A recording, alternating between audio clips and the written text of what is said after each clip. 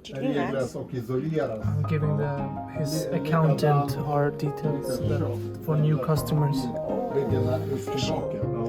Pen to paper. Make it happen. We're officially gonna fix this.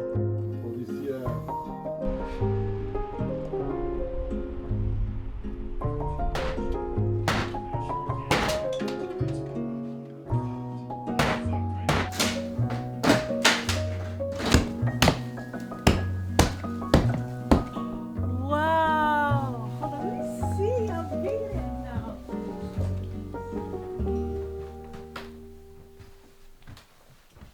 It's pretty big. Oh, higher now. Right? Wow.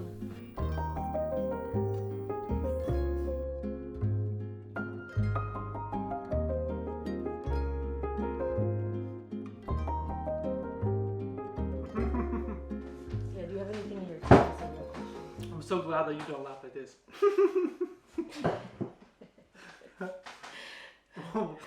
One of the things when I met Maya was that I was so happy that she was not afraid of laughing. Like, there's nothing worse when you have such a beautiful smile and then you laugh and then you hold back and you're like...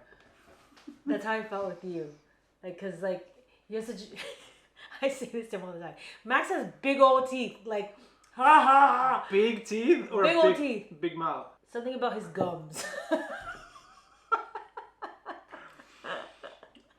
But I love it because when you smile, it's a big smile, and some people are self-conscious with like big teeth, big gums, whatever, and they're like this, kind of like what you're saying. Yeah. So you appreciate me for not doing this, and I appreciate you for not doing this. So we appreciate each other.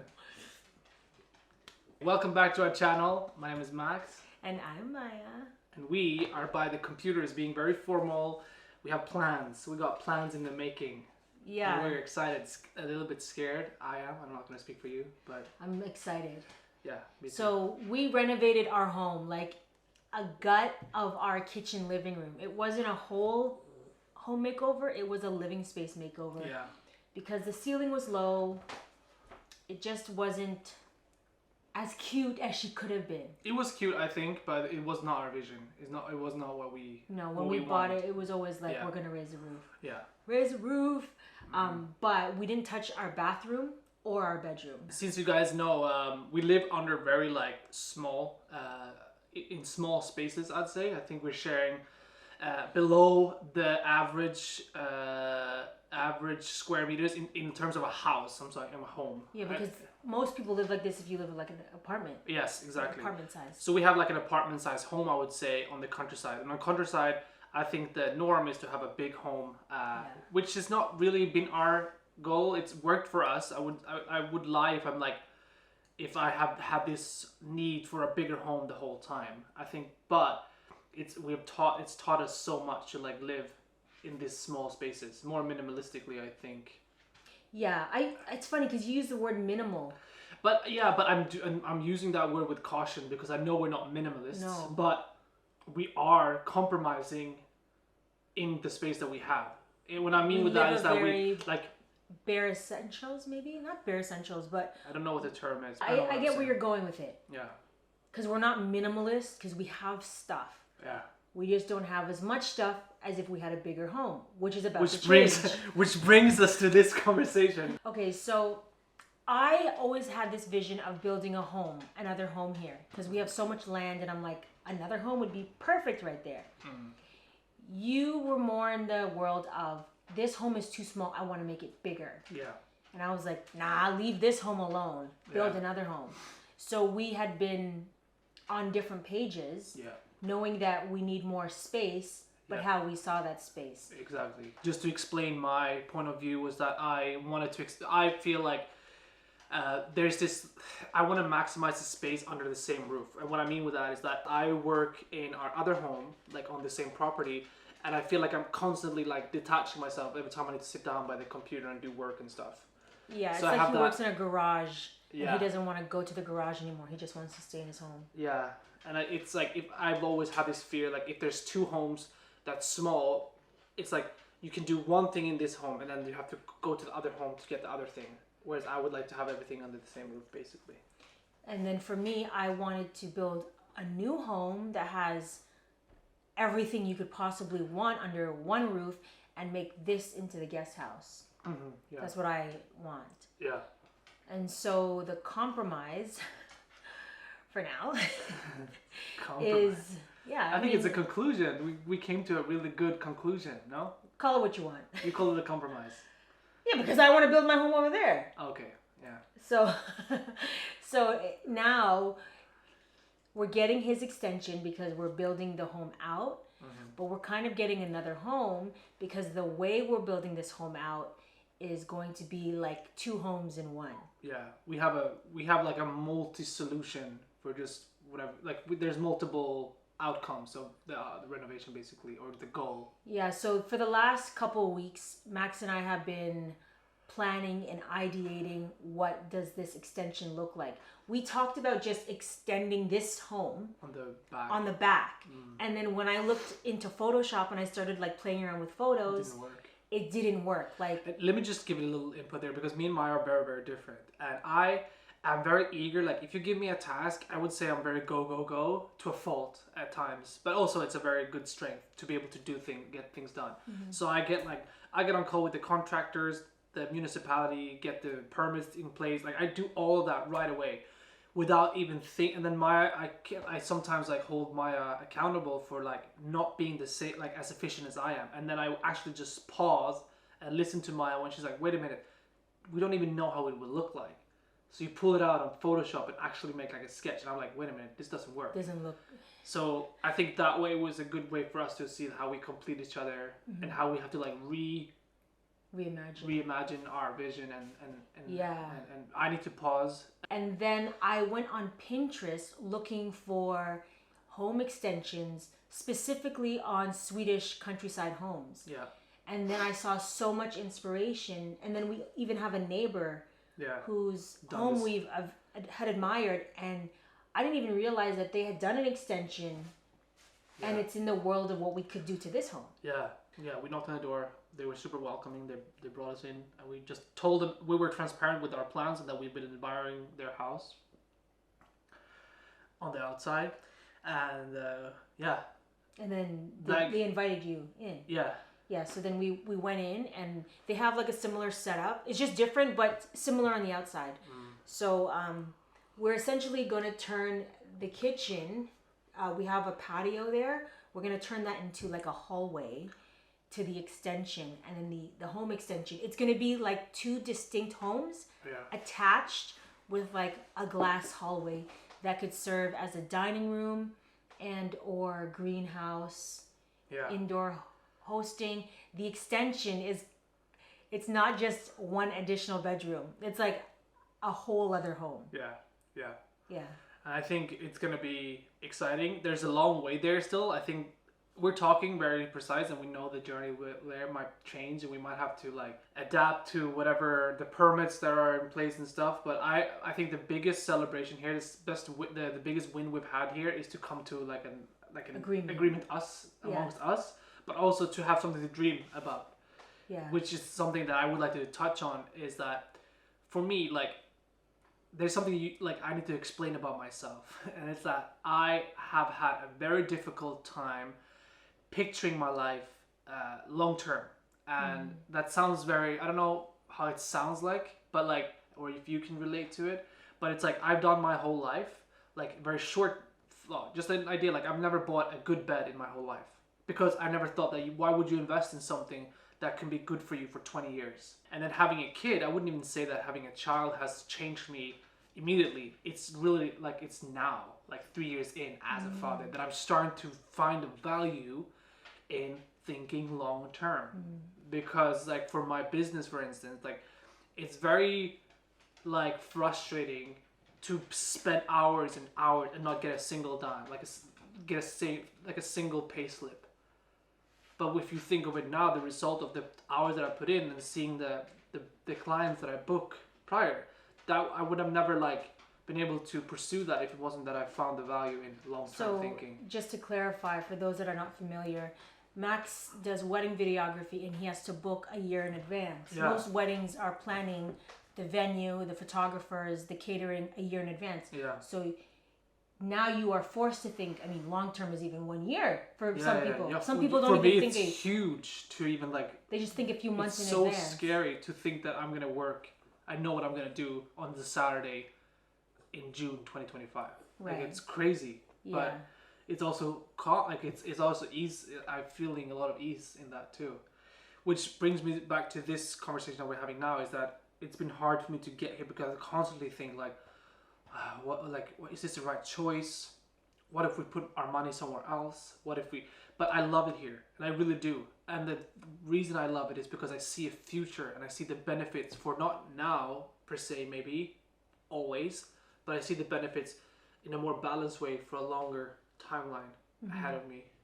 And I think a lot of people can relate to this idea of a balance of accepting the choices that you've made or like jumping ship and trying something else. Right. Like there's always this conflict of like, oh, I don't want this to be forever. And I think, I mean, what I'm hearing is you don't want to compromise freedom for this idea of like being home and stable and rooted and grounded. Exactly.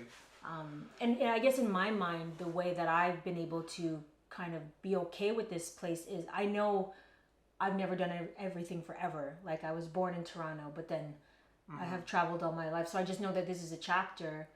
And if anything, this is our first home that we own. Exactly. And later on, it could appreciate and value. Yeah. And but we so always much... have a place to come back to. We don't necessarily have to stay for the rest of our lives here. I'm starting to feel way more safe in my decisions. You're starting to and it's like I feel like it's a risk taking now that I'm proud of taking, and I feel like it's adulting 101. And it's an investment that not only like can bring financial means, but also like comfort and like excitement. I'm excited to have a project as well with you. Yeah.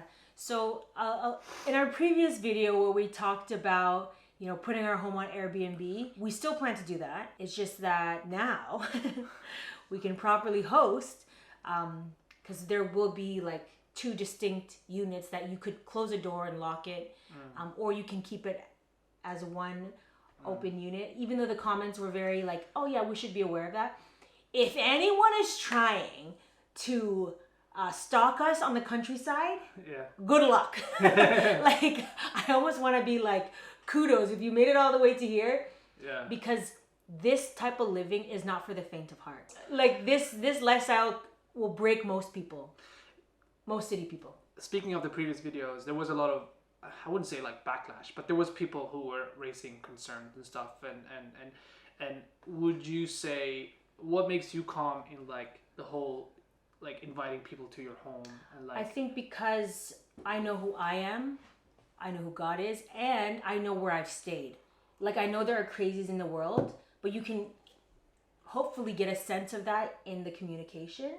And you can weed those people out. Like if someone is like, I don't know, you could just have certain questions or certain like no weekends type of thing. Yeah. Like it would just have to be based on shared interests, values. Like, how would you get that in an Airbnb? Like first of all, anyone who's coming here to this part of Sweden, you're not a party animal. No. There's no way. No. There's no way you're going to pay $100-something plus a night to be in the middle of nowhere to trash a place. No. Okay, so you feel calm because I'm not worried at all. Me neither. And because we have traveled to other places and stayed in people's main residence, like in Mexico City, we stayed in a home that I believe the owner was a director. A writer. Director and writer. Director for sure. Okay. Yeah, both actually. The wife was a writer and the man was. And it was their home. Yeah. What we noticed was, I mean, they didn't lock it. There was another door, and I opened it. It was their personal stuff. Now I didn't like go in and fiddle, but I was like, like that's off limits. I felt off limits, so I respected it. But it was a child lived there. They had the child's bedroom. That's where Saga slept. Right. Yeah. Toys, everything. That's amazing. I love those are the best places for me. Yeah. And so they did it. They're not YouTubers, but fans are not coming here. No. It's European tourists who are coming here. Yeah, hikers, German and Dutch hikers. Yeah. I think also like what the thing about like the benefit of renovating your home as opposed to like buying something else or selling this and buying another home or whatever it is that it's also some things that I have to ask myself. Like I've had to like look at the options. Yeah. So we're sitting here now. This is nothing new. This has been an ongoing conversation for long, right? Yeah. Or since we bought it, yeah. Yeah, like and I think that's necessary for us. It's been necessary because it's so new and this is so foreign. So it needs to take the time it needs to take, and we have to go through the things. But for me, it's like when I really sit down and meditate on this home, and I think of the things that happen. Yes, there are things that are hard, but there's so many good rewards here as well. There's now a really good network of friends. There's interesting things happening in our small little towns. Yeah. There's friends that we can hop on a bike to go to. There's nature. Saga was born in this very home. Like we literally had a home birth. I don't take that for granted. That is like something that I'm not willing to just give up just to make a profit or something else. Like I'm willing to. Like, because the temptation for you is to want to sell and move into like a place by a lake. Or a place. Like I'm just thinking, well, when you start investing your own money and again this adulting thing of scaredness, it's like, oh, it's like I have a Tinder in my head. Like it's like this, like a swiping function of every thought that comes in. I keep swiping. Like there must be something better. Yeah. Like, and that's what I'm trying to like rewire my mind to, the things that actually keeps me grounded in where we're at. Yeah, I think there will always be something better. In general, but it's finding the value of where you are right now, and if we have this land in this home, how can we be good stewards and make it better? It doesn't necessarily matter so much where you are, but what you do with where you are. I do. I have some people follow me on Pinterest. All of my boards are private. Okay, so these were some of the things that I came across. So this is the extension. Oh, that's not even bad. It doesn't have to be like a glass house. It can be like just like a door, So this is the extension, and then this. Oh, sorry. This is the extension here, and this is the different home. We're doing exactly this. Yeah. It's just so nice just to get ideas. Yeah. So we're also going to be doing a lot of this stuff ourselves. Yeah. We're going to get a contractor to build the structure, and then Max and his dad are going to put up the walls. And hopefully some friends out there. Is there another extension? Oh, there's this extension here. There's a little thing here. I want to have things like this. Yeah. Like with gravel around it, so it's like clean. Yeah, I want to clean up this play area. Yeah. Like, look at this. That's fun. Look at those floors. I know you like those. I do. Is that a mat? No, it's tiles. Look at this home. So nice. Wow. So we could do this on the home. Yeah, for sure. So let's go outside and measure these things. Yeah. And see what it looks like physically outside. The weather is awful. We'll have to probably half the size of these though, I think. Well, let's see. Let's go outside. Yeah. Okay, let's go. So, see you're there. See, you want to stand close to the camera? Careful of Jack. What do you want the extension to start there, right? Oof, that's big. What? It all comes down to the costs, guys. That might look Maya's dreaming. So inside, wood is super expensive nowadays. Material is expensive.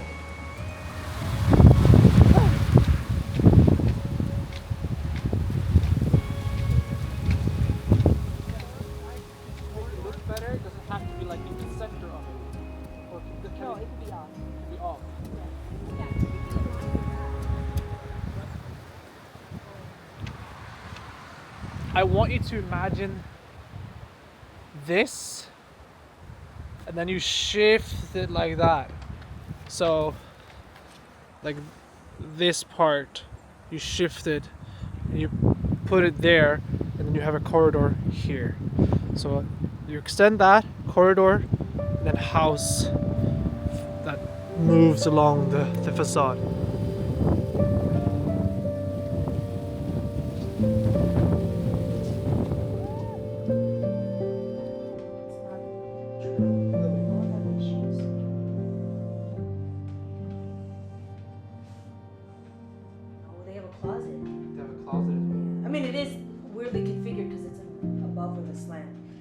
All right, so this is the tentative plan. So that's the idea. We'll see how this goes. She's a rough sketch, but tune in and see us as we make progress. I imagine this is going to take some time because we're including you in these very early stages, but it should be fun to see us go from tiny living to a little bit more breathing room, a little bit more space. And I'm excited. I'm super excited for the possibilities on what we have and just to continue to build a legacy, build a home, and build a family. Okay, we'll see you in the next video. Make sure you're subscribed, turn your notifications on, and let us know in the comments below.